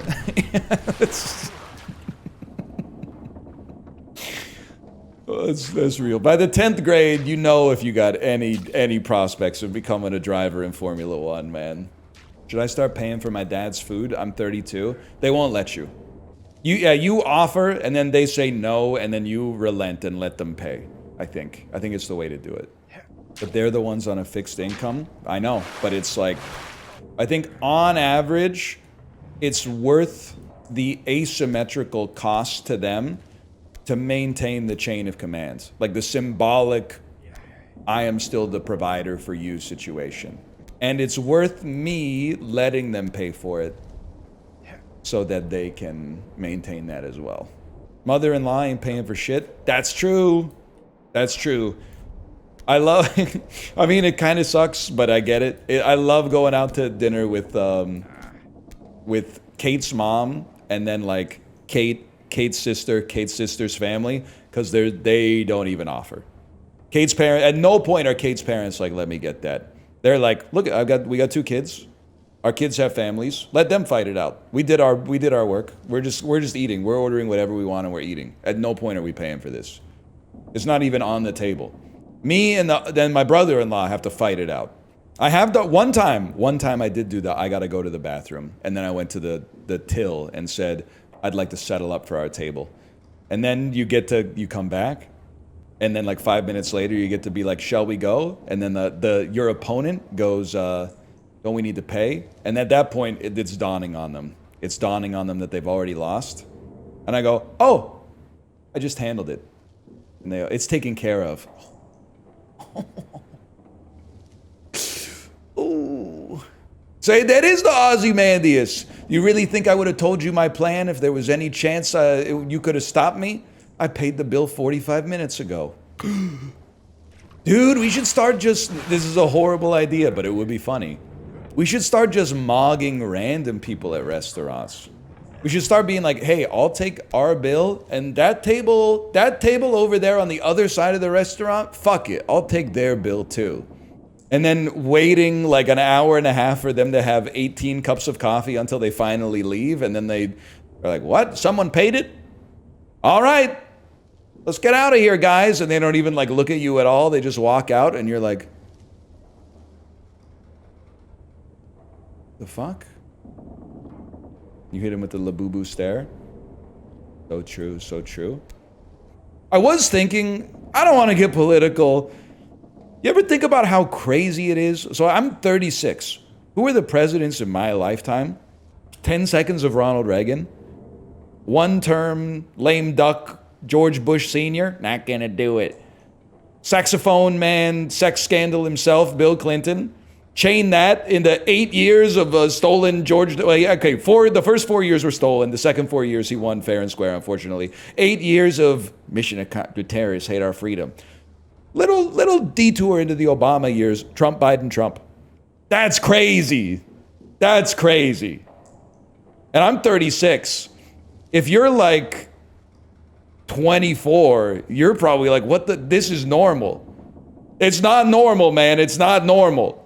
You go back, take a look at like 50 years of presidencies from like the 1900s. You get a couple of weirdos in there, but most of them are just sort of like, I'm not saying they didn't do bad things, but I'm saying most of them were just sort of like, he was like a guy and we elected him.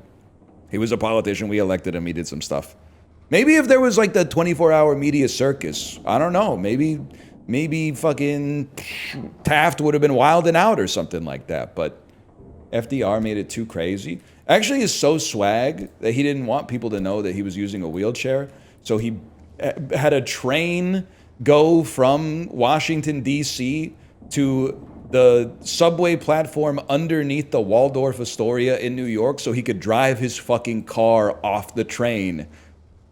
And people would be like, holy shit, no wonder he won 3 fucking terms, man.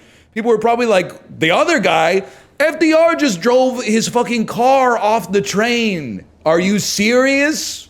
4 terms? He was moving different, man. And the cigarette holder, he was going, I guess he wasn't looking like the penguin. The penguin's looking like him. Watch the skeleton video, cracks me up every time. Motherfucker. It is evergreen. It's so good. Get out of our home. Leave this place. It makes you wonder, like, the type of shit, if they had, like, camera phones in, like, the Middle Ages, the type of shit people would be posting.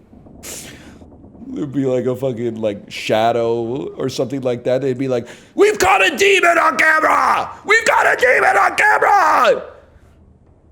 Dance in it! Dance in it! I still think, dude, like, live video of like an eclipse happening in an old European village where they had no concept of eclipses would be the craze. It would be like War of the Worlds, right? People would be freaking the fuck out. They would be like, oh my God. Oh my God. The sun went out, bro. That would be so, they would be burning the fuck out of their eyes.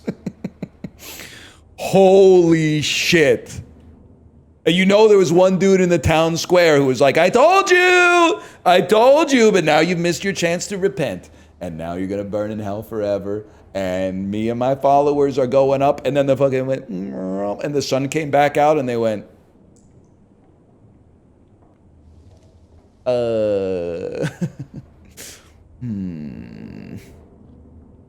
Pulls at an incredible, like the collar that looks like those Shakespeare, like an accordion collar, tugs at accordion collar. Would you rather be a peasant or a ruffian? I don't think I would be a ruffian. Rapscallion at most. I don't think I would ever like rough it up. I think I might cause mischief at worst.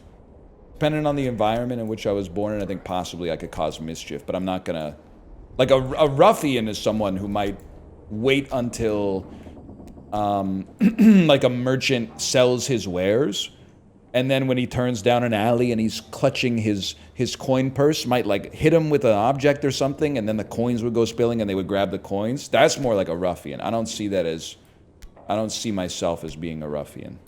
I see myself as being like a rapscallion, tying someone's shoelaces together or something, and then they trip over and they like chase after you. That's more my speed.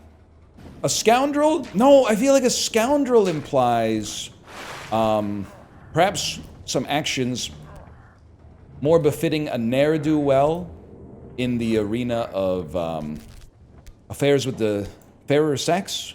I don't see myself as being a scoundrel. No, a rapscallion. Harmless mischief at worst. I could see myself raising some rabble. Yes, I could see myself being a rabble rouser. I definitely feel like if I was part of the people that slept in like the bunk beds on the ship instead of the dude who had like the big table and the map, I could see me being in the bottom of the ship being like, we should kill this fucker. And then like inciting the mutiny. I could see that happening. But what's much more likely to happen is that I would be like the third officer in charge of the ship and I would be killed in the mutiny for sure. That's way more likely. But if I was in the working class on the ship, I think I could raise some rabble, yes. I thrifted a 2013 Boston Marathon zip-up. That's like, that's fucked up, man. That's stolen valor. Have you at least run a marathon? I'm running one in 6 weeks. Don't wear it until you finish the marathon, okay? Don't wear it until you finish the marathon. I ran a 2:52 at Boston that year. I say you're good. You ran a 2:52? That's fucking... You're fast as fuck, man. You can say whatever you want. If you have my permission to say, I don't eat that, that's unhealthy. You posted, that's not even your mile time, that's your marathon time. Holy cow, man. As a marathon runner, are you pissed off that, like, marathons are hard? You have to train for, like, if you're training from 0 to a marathon, I don't know, 8 months, 12 months, year and a half to get there, something like that. As a marathon runner, are you pissed off that people are now running such fucked up Ironmans that nobody really gives you your kudos for running marathons anymore?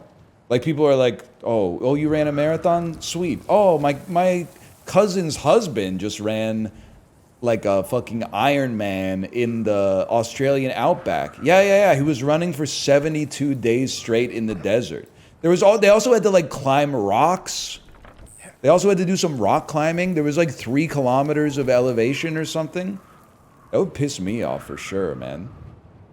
When I was doing research in Greenland this year, the only other foreigners in this little town was this Spanish influencer doing an Ironman on her own, just trying to convince Netflix to bankroll her doing it again. But in Antarctica, she's the weirdest person I ever met.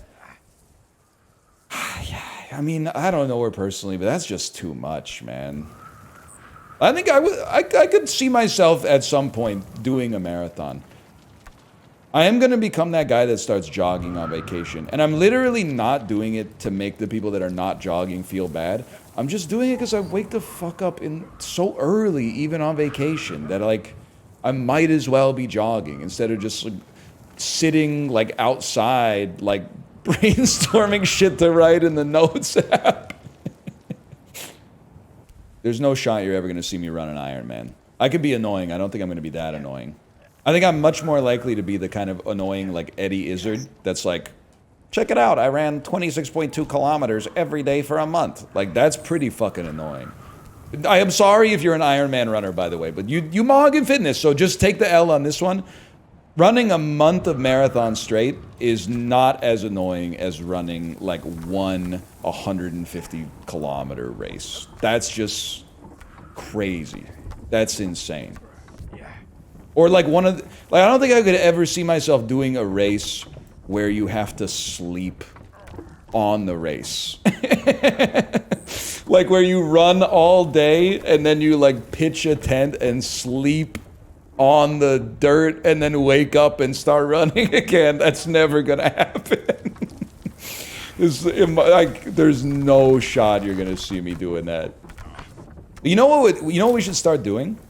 Whenever somebody tells, oh, there's no reason to do this. I got no beef with the ultra runners. But I think what would be funny is if every time we met a new person that tells us they ran an ultra, we just go, must be nice to have that kind of time. How do you think they'd respond to that? Because I'm sure, like, 90% of the time people are saying some shit like, wow, that's crazy. You must be in really good shape. Mix them up a little bit. You could really put them in their place by being like, must be nice to have that kind of time. Oh, really? How long did it take to train for that? Oh, 15 hours a week for 2 years? What's it like to have that kind of time? Say, wow, yeah, damn, you dead ass have, like, no life, huh? Plus you work from home, streamer. Now you're just being rude? Yeah, I don't care for them. Ah, they're really nice. It's a person I made up. Are you not on the Peloton 15 hours a week? No shot, bro. Must be nice to have that kind of time. I'm a 10.5 hour Andy. 15 hours? Yeah, okay. Must be nice, man. Must be nice to have that kind of free time. Holy cow. I'm squeezing 10.5 in. The fjord we worked on wasn't big either, so she biked the same 5 miles back and forth like 20 times in a row. That is fucking funny. That is actually, she's so neurotypical. I can totally relate to that, man. She's doing an ultra bike ride by doing the same 5 mile segment over and over and over. And she flew all of her shit to Greenland just to make it happen. That's crazy. I'm not trying to be that guy who's like, you know, oh, I would love to do some shit that sucks. I feel like I would be the kind of beast that would love to spend like maybe 5 days in Nook. Be sick to just walk around it for a few days. Yeah, and say like, hey. Say hey to some people. Hey. Also, I don't think they would know that I'm not from Greenland. If I put on one of those, like a beanie and a heavy jacket, I think they would be like, he's probably a fisherman or something. Thank you. Thank you for saying I could pass. I think I could pass. At least until I had to talk. Tell them what you said. Ow! I hit my foot on my PS5. Yow!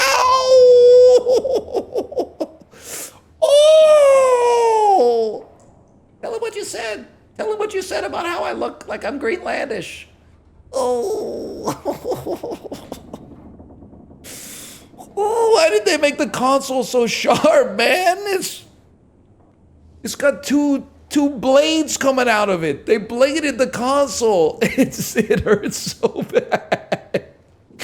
Why did they blade it? This shit's looking like a Gillette razor, man.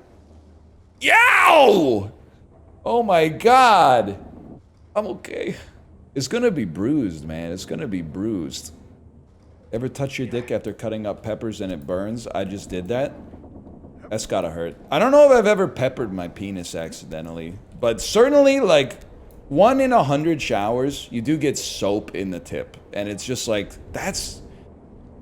It doesn't even hurt that bad. It just feels so uncomfortable. And you're like, damn, this is really gonna hurt like that until the next time I pee, huh? You're like, what do you mean it doesn't hurt? Well, like, I don't know. Maybe I'm missing like half the nerve endings.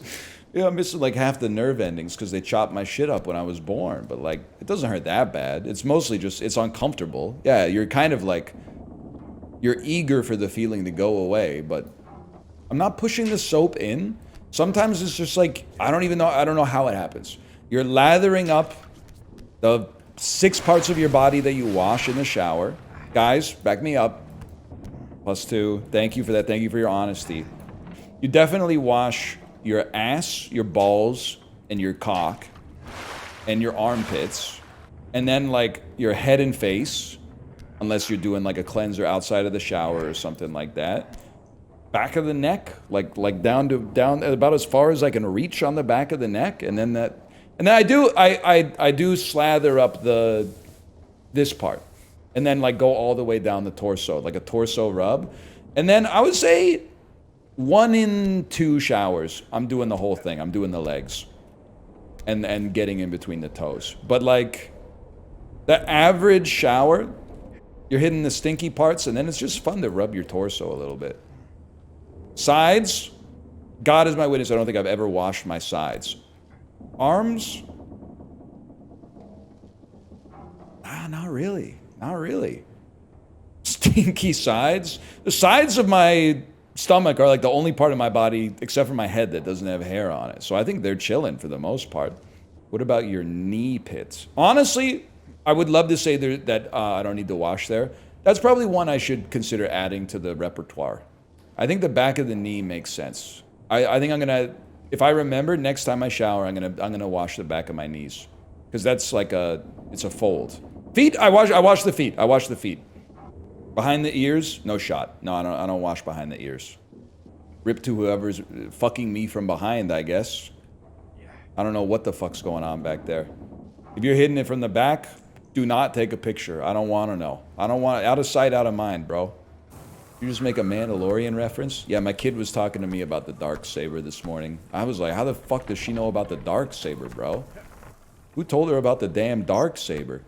We were also playing Minecraft last night, and by Minecraft, I mean she has a box of kinetic sand, and she put some little plastic toys in it, and then we took turns digging a plastic toy out and going like, oh, lapis. She used her little pickaxe. She pulled out one of the toys she put in there, and she went, huh, a blaze rod. I was like, what the fuck? Who told her about blaze rods, man? I don't even know shit about blaze rods. I don't know what the fuck a blaze rod is. I know you get it in the nether, maybe from like a fortress or something, but I don't know. I don't know what the hell a blaze rod does or what you make with it. You use them to make potions? That's way beyond my pay grade in Minecraft, man. You played Thaumcraft? Yeah, but I never learned it. I became a prompt engineer. I was like, chat, how do I do this?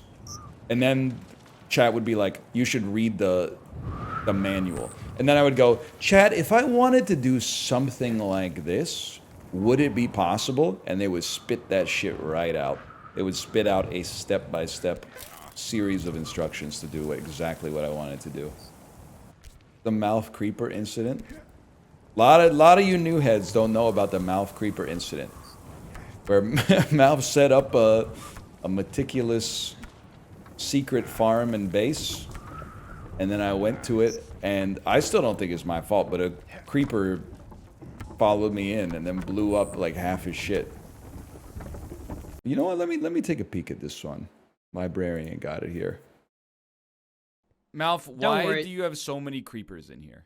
Why do I sound like that, man? I think it's because there's no light in the field. It's freaking Creeper City. Please don't go near them while they're near my machines. Like, no. One of the funniest things Mouth has ever said is, please don't go near them while they're near my machines. I forgot that line is so fucking good. Please don't go near them when they're near my machines. Oh, oh man. Mouth, why do you have so many creepers in here? I think it's because there's no light in the field. It's freaking Creeper City. Please don't go near them while they're near my machines. Like, no. I'm so sorry. I fucking hate it. God damn it. But like, what was he? There was creepers everywhere, man. They weren't like boxed in or anything. Why? Yeah. Nephew, you gotta get some torches up, bro. It literally blew up. I love when he says, please don't go near them when they're near my machines. No light in the field. It's freaking Creeper City. Please don't go near them while they're near my machines. Like, oh man. Please don't go near them when they're near my machines. Like the cadence he hits is so good. No. Do I need to watch Titanic if I saw the documentary? Yeah. Titanic is really good. I grew up in an era where like it was cool to hate on Titanic because Leonardo DiCaprio was like the celebrity that every girl my age had a crush on, basically like my entire life until recently. So it felt so good to be like, this movie sucks. Plus it's too long. But then I watched it again as an adult like a couple of years ago, and it's so good.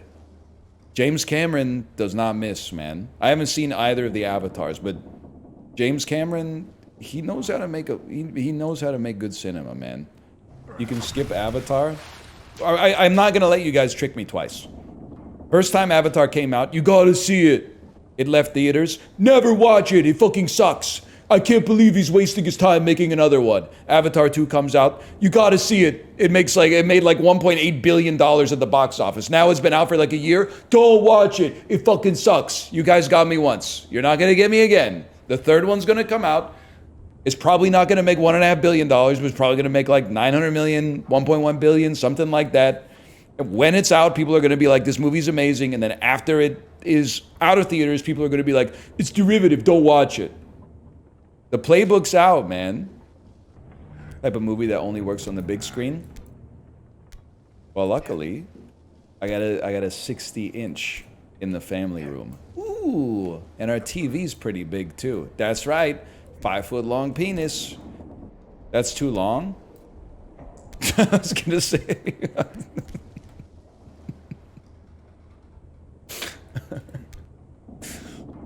I can't tell you what I was gonna say. But she did. Anyway. Here we go. There's a ledge here? Wait, whoa, really? Everything Everywhere All at Once is so good. Yeah, maybe when you're ordering a bagel. The movie, though, kind of derivative. I don't know, never seen it. It's behind the black shadow in the foreground. Wait a second.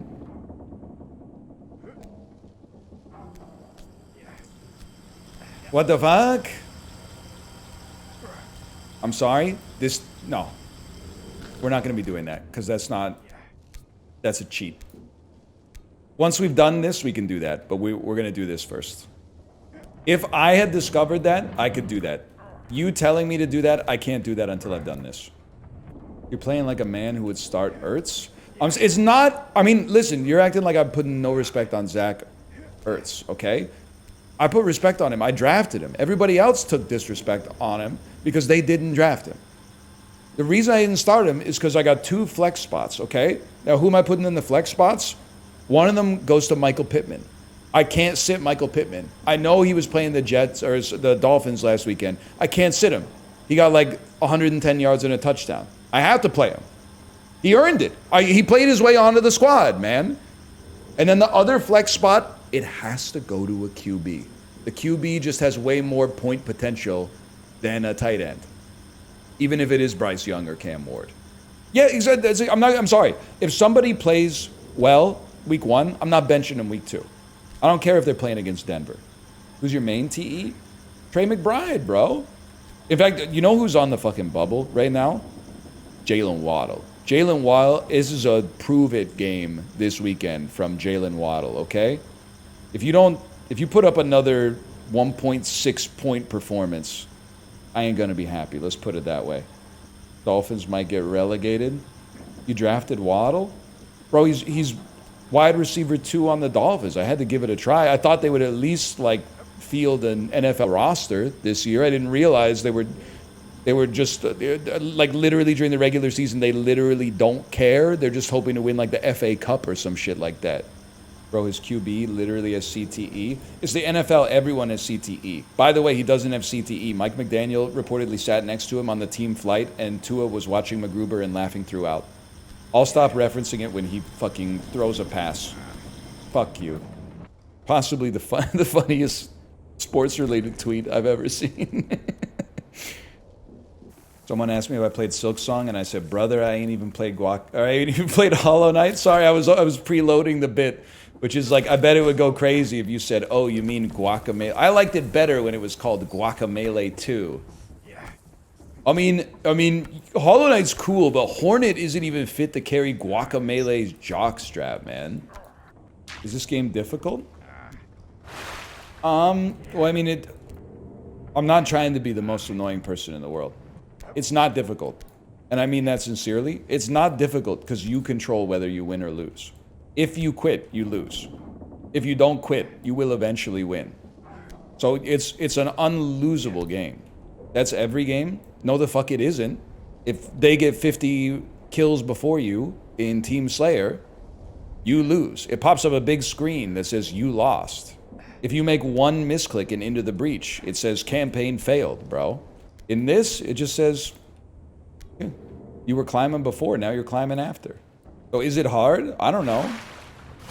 Is it hard for you to not give up on something when you face some difficulties?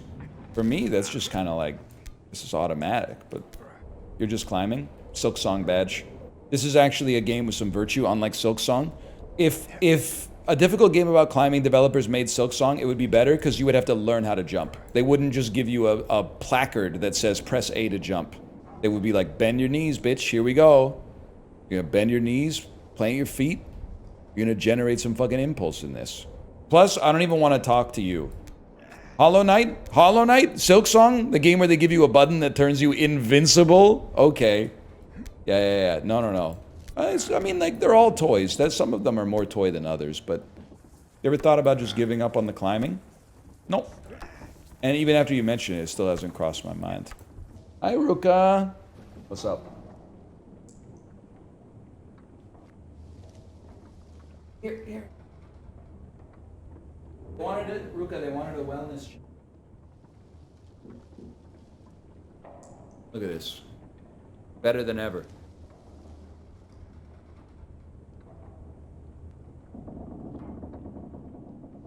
Tell him what you said. Tell him what you said about the cat food. Yeah, it actually tastes disgusting. You were saying, I bet it tastes good if you're a cat. Tell him what it's like. It tastes as bad as it smells. I knew it. He looks zooted out? Bro, he's a cat. He has like a brain the size of a walnut. What do you mean he looks zooted out? He's just living his life. I mean, are you looking at the average animal and being like, whoa, it looks like they got a lot of deep thoughts coming out? Plus, if you think Ryuka looks like he doesn't know what's going on, just pray you never see Tomo. Because he doesn't know what's going on. Right, Tomo? I said, he looked at the wall when I said it. Ryuka looked at me and Tomo looked at the wall. Hi, Ryuka. Hi, Tomo. You guys gotta stop shedding so much. You're shedding yourself. Yeah, but I paid for the house, so like. But I was thinking, you know what? So every time I go by my garage where my... It's all right, we take those. Every time I go by my garage where we keep our recycling bins, there's like, I think it's the same spider. The same spider has made a web across the path. So I can't get to the recycling bins without breaking the spider web. And I used to feel bad about it because the dude worked on it for a long time. I guess the lady worked on it for a long time. I don't really know the spider breakdown. I don't know the gender roles in Spider Town. But either way, I feel bad. And then I was like, fuck that. I pay for this place. They should stop building the spider web. But then I was thinking, fuck me. Did the spider not sacrifice to be here, bro? Did they not catch insects to feed themselves and sustain themselves? Did they not dodge birds that were trying to eat their shit like every fucking day? Did they not turn energy from the land into like a greater project to try to beautify this shit? The spider paid too. I paid money, but the money is just an abstraction for the shit that the spider's doing, like closer to the actual binary code. You know what I mean? Like I'm up here in Visual Studio Code being like, yeah, but I made the app. This dude's out here with the ones and the zeros. And I'm like, fuck you, you've never worked for a living. He really should, well, she should not be building the web in the same spot. Like that's one where I just want to talk to him and be like, can you just build it over there? Like we had some in the corner of like our garage. I'm not fucking with the spiders that built the web in the corner of the garage. They ain't bothering me. As long as they don't drop on my head or something. Like it's chill. But like the one right by the recycling cans, you gotta move, man. Dude, if we could teach one spider English, I do think like it would really improve the species relations. Because we all know that we're like, what would I tell a spider if I could have a spider to human translator? I would tell them, we don't want to kill you, especially because we know you kill other annoying bugs. Just like stay out of sight. And I feel like they'd be like, oh, guys, we should just like be out of sight and then they won't squash us anymore. Like it would be huge for spiders and for fucking people, man. That's a very good point. Someone's also got to tell them that there are more bugs outside of the house than inside of the house. So get out of, like, I'm not saying my bathroom is bugless. I'm sure there's some shit going on in the pipes that I don't know about or like the vents. But like outside is bug city, man. That's right. Inside there's no birds. That's a good point I hadn't considered actually. Any thin slicers in the chat? That one stung. What do you mean by thin slicers? Single leftover spring roll and a meal replacement for lunch. I am fucked. That's so real though. Can I also tell you, I don't know how old you are, but I don't think that ever changes. I feel like my recollection of my parents eating when I was a kid is that they had like, there was no disordered eating at all. They had like 3 square meals a day. They had a bowl of fruit they like actually ate fruit from. And they would snack a little bit, but mostly like when they watched a movie and stuff like that. There was never a time where I like walked in on my mom and she was eating like just like a plate of rice or something like that. And I was like, what's going on? And she's like, that's lunch today.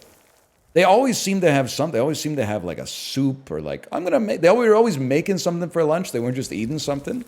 I'm going to make some lunch. You want a grilled cheese? I would have thought, because like right now, I'm like the age my mom was. It's a confusing sentence, but it makes sense. Go with me. I'm like the age my mom was when I was 14.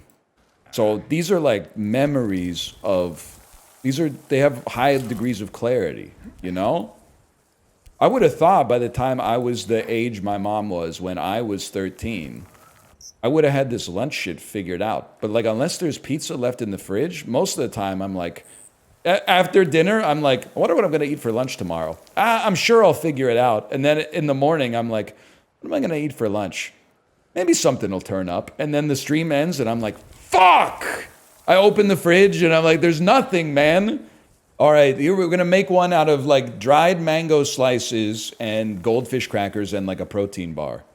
At least you have that. Buddy, so Chiblee, I'm going to crash out. I'm going to crash out, Chiblee. I'm going to crash out.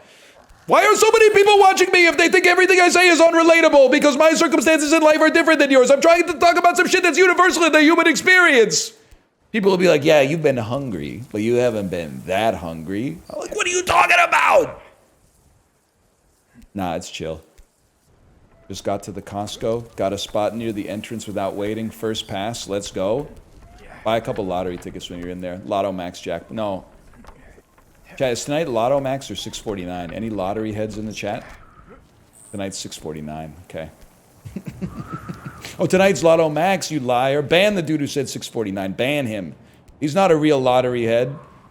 Dan needs your help in the Discord. Like, why am I going to debase myself by asking a fucked up question like, is it urgent? He tagged Origin twice. He wants to post an image, but he doesn't have the permissions. Yeah, because nobody has permissions to post an image in the Discord. You can tell him you can get around it by posting the image in another Discord, and then you can like link to that image or something. I think you can do that. There's a mod in Misk who image posts all the time. Honest to God, you will not catch me in Misk. I do see, the only time I see Misk is when I go into the moderation log and I see what people in Misk got banned for, and I'm like, why are they talking about that in a streamer's Discord? That's crazy. Is it all trauma dumping? No, people just like, I don't know, they start fights with other people in the Discord, man. There's like Discord beef and stuff that I'm not even aware of. Because I'm going into the Peloton channel typing, we ride at dawn. And I'm not beefing with the Peloton girlies. I don't know who started a rumor that I'm beefing with the Peloton girlies. I didn't know there was a subgroup of egg cartoners called the Peloton girlies who ride in the afternoon together. I didn't know. All I said is that if you ride in the afternoon, to normalize those watts for someone who rides in the morning, we should subtract 10%. And then we started a whole argument. People were like, it's actually easier to work out at 6 in the morning. It's harder to work out at 2 p.m. I'm like, no, it isn't, bro. No, it isn't. That doesn't make any sense. It's like saying your car drives better with no gas in it. Like it actually drives better when it just has a little bit of gas. My car is so fucking slow with a full gas tank. It might make sense because the car is a little heavier, but now that I think about it. So forget that metaphor. Forget that metaphor. Nah, man. Because when you fill your car up with gas, it drives better when you drive it off the gas station. I don't know. I think it's because like when your gas tank's low, that shit is like sloshing around, so you're not getting like a full stream every time it like injects the fuel into the engine or whatever. I don't really know how cars work. But I think when your gas tank is full, it always gets a full stream. You're actually right, and it's pissing me off. What do you think about that, Apollo? He's gonna say some shit like nobody wrote that. Yep, what did I tell you? Pre-moved. Nobody did though. Oh, back to the well. I'm legit like Santa Morden. Santa? I'm legit like Samantha Morden in Minority Report. You're John Anderton. You want to know the future? Mr. Anderton. Run! Remember that? Damn. That scared me as a kid. It scared me as a kid too. I mean, I was probably like 15 now that I think about it, but it startled me because you're in the, they're telling you that in the precog room, you have to like always be like quiet and never like leave only memories, take only photos, etc., etc. And then all of a sudden she, the hypocrite, is screaming in there. That's true. It is crazy that Tom Cruise made them use a real 6-stick. He made them actually invent a police baton that makes you throw up if they hit you in the stomach with it.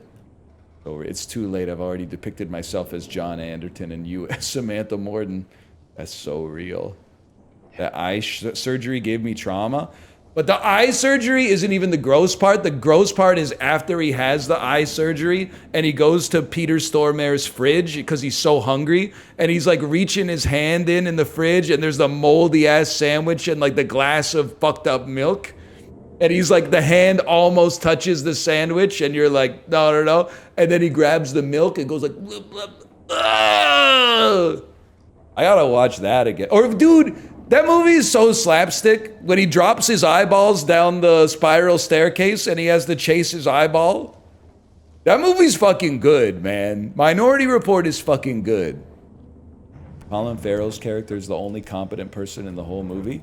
You know what's crazy is that for like 10 years after Minority Report, whenever people would talk about like the future of human-computer interfaces, they would reference that scene where he goes like, now we have that shit and it still fucking sucks.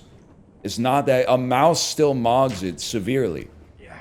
Everyone was like, we need that. They said, fine, we'll make it. They made it. We're like, what the fuck is this, man? I accidentally took a screenshot of my damn shit when I was trying to scroll. I was just trying to turn the volume up. Now I got 8 screenshots of my inbox. Take the shortcut, King. The long way is the short way. Hey, though, we made progress. We're leaving one biome further than we started, man. For now, that's life, bro. That's why it's the wheel of samsara. It's not the fucking escalator of samsara, bro. You're not starting in the mud and making it to heaven. You're going around and around and around. All right, later, y'all. I'm gonna send you over to my wife's stream. Enjoy yourself. Have a good time. Have a good weekend. I'll see you next time. Later.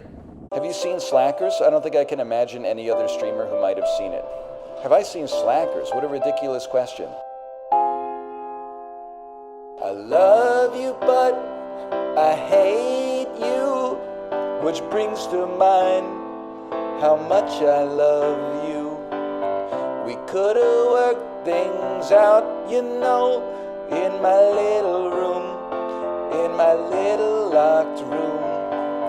I'm sorry that you had to settle for Dave, the one-dimensional man. He's filed under cocksucker in my little black book. Sweetness can rot your teeth. Bittersweet cacophony, and you hold the key. You hold the. You think I don't know every word from Slackers? Devin Sawa, Jason Schwartzman. Kind of insane this information occupies space in your brain. Yeah, no, I agree. I think that sometimes when I hear a song, usually like during a Peloton ride, I'll hear a song that I've literally not heard since like 1998, and I still know like 80% of the words. I'm like, what are you doing in there?